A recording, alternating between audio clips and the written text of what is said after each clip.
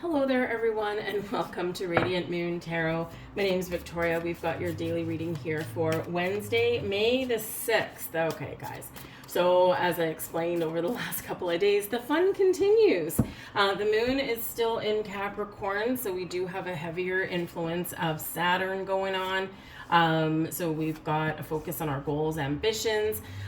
We may have some challenges to, kind of get some things done, or perhaps there's something that we need to learn. So we may be embracing that or railing at the fates.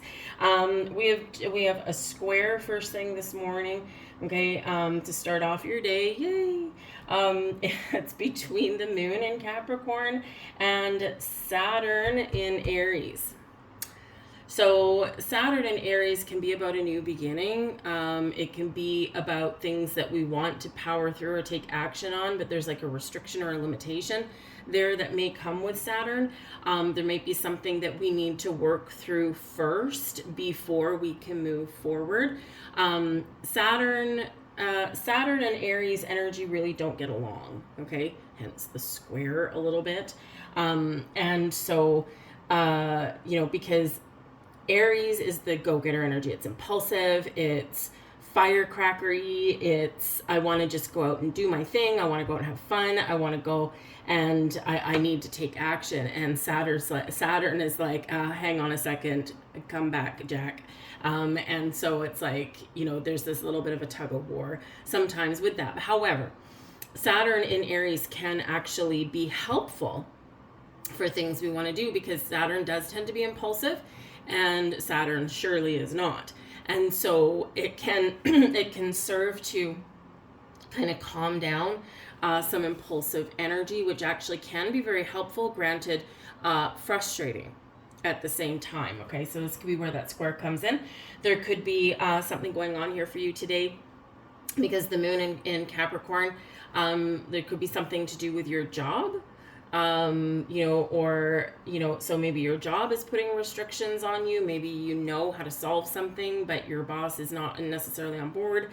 This can be where maybe you don't have freedom in your job to do the job that you know that you can do. Or maybe you feel as though there's, some goal that you haven't met in your workplace. And, so this might prevent you from going out and doing something fun, something that you like to do. So some of you might actually work some overtime today, that kind of thing. So there's some frustrations going on around there. It's like very much a push-pull kind of energy. And we don't always like that. But then we have Pluto finally does officially station retrograde today.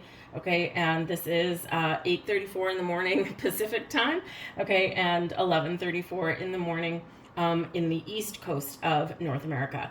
And so Pluto stationing retrograde, this can be a little bit calmer territory than what we've been in, which can be quite the blessing, because of course April and Aries season was just insanity. Okay, so this can be a little bit of a quieting of things around us, with our family, with our work, maybe globally, this can also be, you might find yourself being a little bit more reflective at this time, reassessing things. Perhaps you're going to take the opportunity here to do a little bit of shadow work, figure out where you are, who you are, where you're at. For some of you, this is setting up to be a little bit of a period for growth or rebirth, regenerative kind of energy. Some of you might be on a spiritual path, and with Pluto coming into the mix and some other things going on the next couple of months, you could be going through quite the spiritual awakening, which is always a good thing, but you got to do sometimes that shadow work with that, the dark night of the soul and all that kind of stuff, right? So it's the nitty gritty, the down and dirty sometimes, but we come out the other side, right? Through the darkness, we find the light, all right? Sometimes you've got to deal with the nasty in order to move forward and really embrace the beauty of things, right? It's how we get growth. Pluto retrograde, the first couple of weeks, so we'll say Pluto's a very slow-moving planet, and the first couple of weeks Pluto will be staying put. stagnant energy, at least externally. It will be staying put at 5 degrees and 30 minutes for 2 weeks, not budget. Okay. And this can be, I think yesterday I explained, if you look at a ship in the water, it's chugging along forward quite happily, and then all of a sudden it's got to put on the brakes and change direction, right? So there is that period of inactivity that comes in, right, while we are getting ready to move backwards. So, or while we're getting ready to make some changes or, turn inward or whatever it is we're doing. So this could be that period there, and it is at 5 degrees. Okay. So, typically 5 degrees and 30 minutes is just when the degree is about to change, right? So we're almost at that 6, we're just a little smidgen away. We're not quite there, right? 6 is peace and balance and harmony, right? It's the calm that comes in after the struggles and troubles and challenges, and difficulties and fights and arguments and all that come in with the 5s. Okay. So we're like right on the cusp here. So the next couple of weeks may be a time where you need to be a little patient, or you just need to kind of go with the flow of things, but also take the opportunity to do a little bit of your own inner work. Take the opportunity to pause and reflect about things. Pluto retrograde lasts a long time, all the way up until the middle of October. Okay, so it's not like a rush to the finish line kind of energy. It's just take your time. So if you feel like you've been running through a treadmill, right, this may be that little bit of relief that you just may need. Okay. But Pluto, like I said, Pluto does go down into the darkness and may bring back some hard truths, may bring back some information, can be quite revealing. All right. We went through some of that yesterday, so I won't rehash it.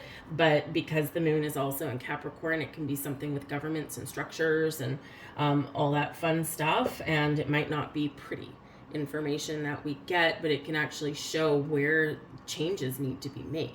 Right. So anyway, so watch for hidden information from your governments. Okay. Because they don't always do everything out in the open. And we're not just talking about one government, we're talking about the majority of them. Okay. It's even if you're in a democratic society, it's not it's a democratic society, but it's not like we elect people. That is our democratic right to elect people to do things on our behalf. But because we don't vote on absolutely every little decision, right? It's like it's a democracy, but we put people in charge for us, and they don't always do things in our best interests, right? So sometimes they do things behind the scenes. So there could be some information that comes out from whatever government that you belong to, and you may or may not like what you hear. You're like, no, that's not good. We need to change that. So there could be a little bit of an eye-opener in regards to governments and government structures and government power and control over us, right? Pluto energy. Pluto is power. So this can be a time when people are figuring out how to take some power and control back. Anyway, let's have a look at today and see what energies are coming out for you today. We've got the moon. Not so surprising. The moon can be about our fears and our anxieties, okay? So sometimes we need to face our fears and deal with the issues at hand. The moon can represent cycles in our lives, and we are still, so we just had a full moon in Scorpio on the 1st of May. And, I don't know about you guys, but holy moly, that knocked me for, I usually love the full moons. Like I get empowered by the full moons. I love them. But this one, man, oh man, I was in bed by 6:30 on Friday evening. I just could not keep my eyes open. And I finally just threw up my arms in defeat. And I'm like, fine, I'm just going to go to bed. And I slept for like 9 hours. And I don't usually sleep for 9 hours. I sleep deep and I sleep fast and I sleep hard, but I don't sleep for 9 hours. So anyways, so the moon can represent here that the full moon that we had a few days ago is still active today because it is Scorpio full moon and it is ruled by Pluto. So there could be something still coming out or something still going on that is connected with that moon cycle for you. Okay. But the moon also can be very creative. It can be very spiritual, very intuitive. It's an opportunity to cleanse and purge and heal right? And the full moon energy can be really quite wonderful for that. Any moon energy can be wonderful for that. New beginnings as well, right? We go with the ebb and the flow of things.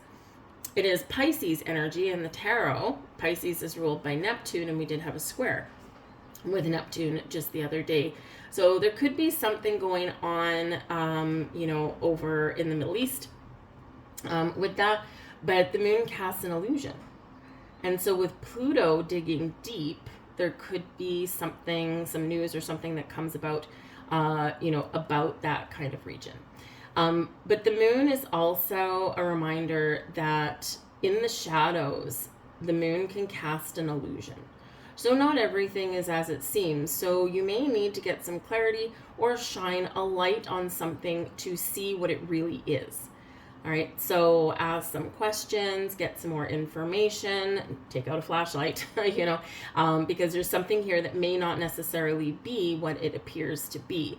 And sometimes things in the shadow and an illusion or an illusionatory energy can feel scary and frightening, but when we shine a light on it or find that truth or get that information, it doesn't look scary at all, right? Anything that comes to the light we can deal with, right? It's the shadowy darkness that's a little bit difficult to deal with. We have the Knight of Pentacles. Oh, now there could be something here with your money, okay? Knight of Pentacles can be about your money. There could be an offer, an invitation, an opportunity with the full moon, or with the moon card, I should say. I keep calling it a full moon because there's a full moon on that card. There could be a changing of the tides in regards to your job. So whether there's something just changing within the structure, within the organization, perhaps you can actually be in a position where you might actually find some improvements. So you might get a bonus, a raise, a promotion, possibly. You might move to a different department. You might even be looking for a new job, right? That moon card can be either a beginning or an ending or a blending of the both. And the Knight of Pentacles is an energy of being on a quest, as all knights are, but being successful. We're taking things one day at a time. The Knight of Pentacles can be not just something that is incoming for you, but is also something that you're looking for.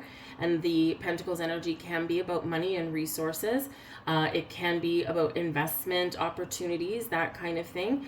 But it can also be the quest for knowledge. Right, so if you go looking for some information, then you will probably find it because the knights are successful in the upright. The Knight of Pentacles is also a reminder: take your time. Rome wasn't built in a day, and sometimes you need to be a little patient. Put one foot in front of the other in order to get to where you want to get to. So remember that this may be a slower period when Pluto is retrograde, right? A slower period, but we just take things one day at a time, and whatever changes we're looking to make, whatever new beginnings we're looking for, whatever information or truth that we're discovering, we're on the right track, we're on the right path. Then we got the Seven of Cups. There's some illusionary energy, okay? So the Seven of Cups can also play into your fears. Seven of Cups is very closely related to some Pisces and Neptune energy, because, if you know a Pisces person, sometimes they are not so good at making decisions, okay?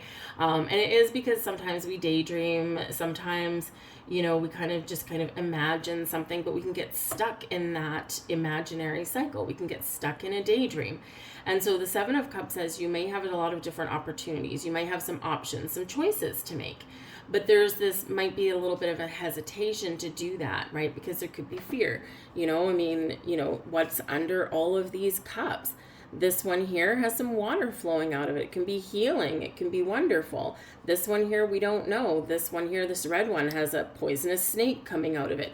So sometimes there's a fear of making a decision, a fear of choosing, because, what if I choose wrong?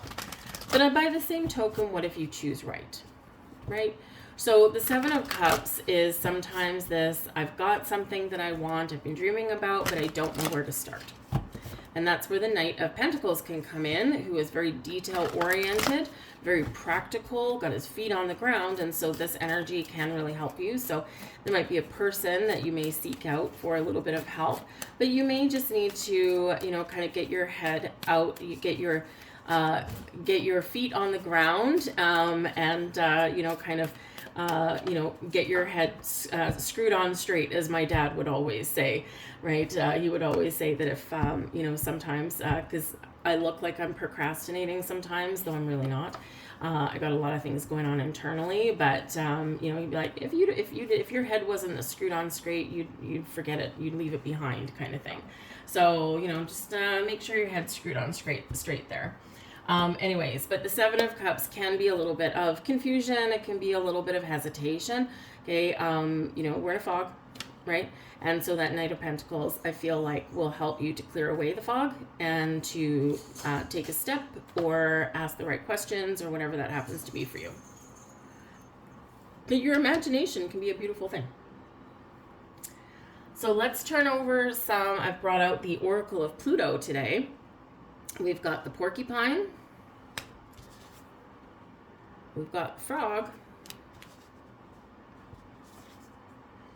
And we have the hen. Okay. Now it's all about doing a little bit of shadow work. All right. So the porcupine, largest rodent. Okay. Porcupines are always busy, right? Because, because they are a rodent. They're always eating. They're always doing something. Okay. Because, they're like little foragers kind of thing. But the porcupines are actually really quite friendly until they're not, right? Porcupines have those quills that can really kind of sting, really kind of stab. And I don't know if any of you have ever had porcupine quills stuck in you. My sister's dog used to stick her nose in porcupine business all the time. And, so a number of vet visits later, right? So this can be something here where you do need to tread a little bit cautiously, okay? This is where... you, again, kind of Pluto energy here. You might need to know the answers to something, or you might have some questions. And this is kind of a little bit of that reminder there that, if you're not willing to hear the truth, then maybe don't ask the question. But on the other hand, you may have to ask that question so that you can get the truth or get the right information so that you can make a decision. So, but there's a little bit of a danger element there, a little bit of a risk of getting, getting a sharp object lodged in you there. Okay. But this can also represent, as far as like a shadow work, the porcupine can represent some ancestral wisdom, maybe some wisdom within you, right? Make a wise choice, a wise decision, trust your instincts. And then we move on to our wonderful frog. Now, frogs can be wonderful, they are really related with our kind of fairy tale folklore, right? Maybe you have to kiss a bunch of frogs in order to find your prince, that kind of thing. Frogs can be very beneficial for our environment, right? Because they can, eat bugs, right? And, they can kind of clean up our gardens and whatever, but they can also be, of course, an invasive creature. But frogs do hop along, they are like amphibious, right? So they, are inside and outside of the water. So the frog can represent cleansing and purging, right? They can clean up our environment, but sometimes a little bit too much because they might go a little bit too far. This can represent this energy of moving away from challenges as well. But this can be a hint for you that you may need to connect with water in some way so that you can have some growth, right? Frogs, they start out as eggs, and then, little tadpoles, right? And then they grow and grow and grow. And so as far as our evolution goes, right, you might need to connect with water especially through this Pluto retrograde period so that you can grow, right? And so that you can heal from things there as well. And then we've got the hen. Now we can think of mother hen, right? If you ever heard that term. Hens can be very friendly and cuddly. I've got a friend that she's got a farm, and she cuddles her hens, and she swears up and down that that by cuddling the hen, she makes them more productive, and they lay more eggs. So okay, to me they're kind of pecky and kind of scary. But anyways, hens are typically not aggressive, right? The roosters are aggressive. And so this can be about an energy of, wanting or needing to be cuddled or cared for. But this can also be about submission, right? Hens are generally a little bit submissive. And so where do you give your power away? Right? We're talking Pluto retrograde here. Where do you give your power away? Who has control over you, right? Hens are usually in a coop, right? Who do you want to be loved by as well? It can be the same thing. Are you missing some cuddling and caring in your life, right? Are you too submissive? And so with this hen energy, it's like, being open to being cared for and to have those snuggles and cuddles and all those things can be wonderful, until we're giving all of our power away to that, right? Or to anything else in our lives. So do you need to be more submissive, or do you need to take more control? And there's some shadow work, right? Anyways, so having said all of that, I will leave that there, okay? I hope there was something here for you, but good luck navigating through this Pluto retrograde. Remember, the next couple of weeks might be a little bit challenging, because you just might feel like you might feel a buzz in the air, like some anticipation, or maybe you just feel like there's not a lot of traction or a lot of movement. Be like the Knight of Pentacles, one day at a time, one foot in front of the other, and be patient. No one likes to hear that, but that is the message, okay? Be calm and patient and just kind of live your best life like the hen. Hop to it if you need to get something done, like the frog, or do some cleansing and purging, and the porcupine, proceed with caution. So thank you guys, and I'll see you guys tomorrow. Bye.